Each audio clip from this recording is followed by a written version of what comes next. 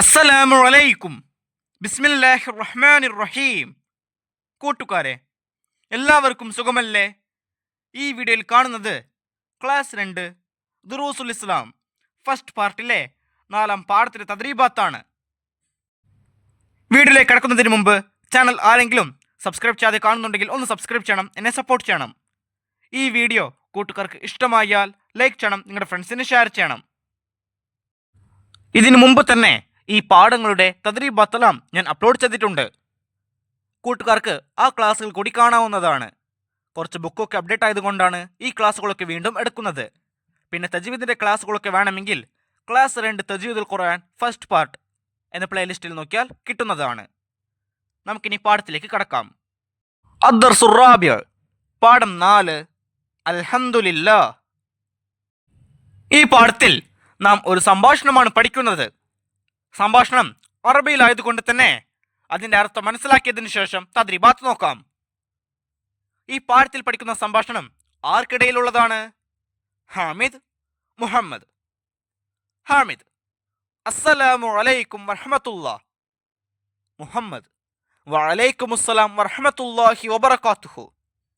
ഹാമിദ്: കൈഫ ഹാലുക്കും? അതായത് എന്തൊക്കെയുണ്ട് വിശേഷം? ഇതാണ് ഹാമിദ് ചോദിക്കുന്നത്. അതിന് മുഹമ്മദ് മറുപടി പറയുന്നു, അൽഹംദുലില്ലാ, സൈൻ, സുഖം. വ അൻത കൈഫ ഹാലുക്കും? എന്തൊക്കെയുണ്ട് നിന്റെ വിശേഷം? ഹാമിദ് മറുപടി പറയുന്നു, ബിഖൈർ, അൽഹംദുലില്ലാ, സുഖം.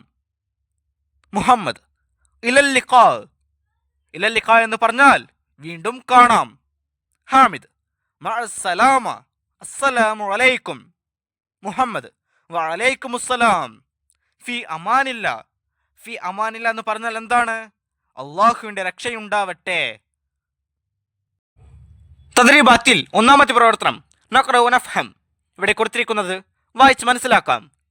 കൈഫ ഹാലുക്കും? എന്തൊക്കെയുണ്ട് വിശേഷം?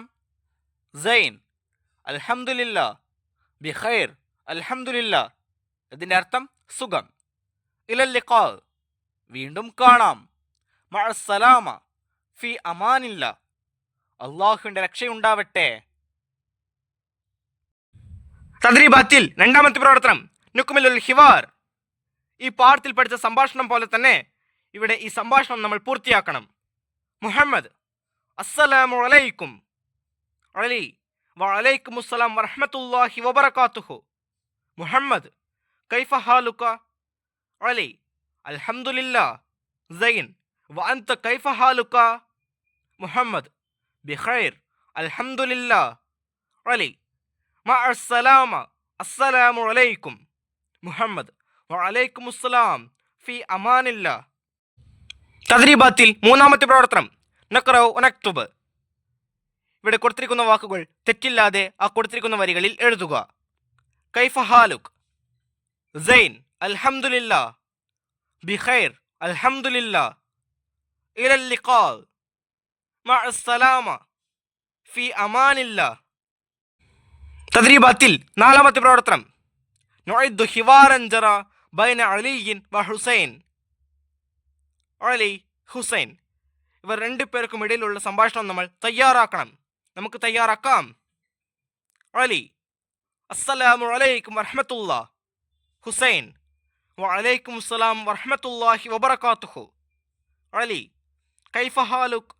ഹുസൈൻ: അൽഹംദുലില്ലാ, സൈൻ. വ അൻത കൈഫ ഹാലുക? അലി: ബിഖൈർ, അൽഹംദുലില്ലാ.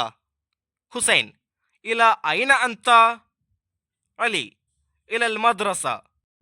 ഇല ഐന അൻത എന്ന് പറഞ്ഞാൽ എങ്ങോട്ടാണ് പോകുന്നത്? ഇതാണ് അർത്ഥം.